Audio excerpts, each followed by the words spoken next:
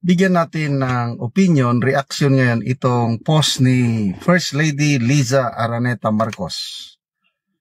Title, Goldenberg Concert Series presents the PCSO Vocal Ensemble, Goldenberg Mansion, Manila, November 7, 2025.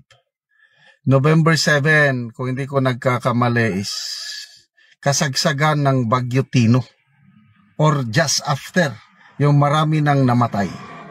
Kaya na-shock ako pagkita ko sa post na habang ang libo-libo, minilyon kaya after Tino, paparating na naman ang O1, ano? How come I cannot imagine na ang Malacanang, ang First Lady, para bang happy pa siya na parang walang nangyari, ipinagmamalaki pa niya na, this is what we're doing, ano kaya ito?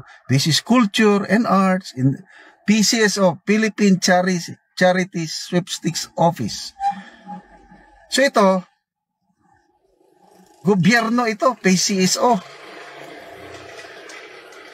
At dahil nag-concert, kumain sila, I don't know kung ano, happy-happy lang sila, habang ang mga kababayan natin sa Visayas, Cebu, naghihirap, habang ang mga kababayan natin sa buong Pilipinas natatakot sa pagdating ng Bagyo O1.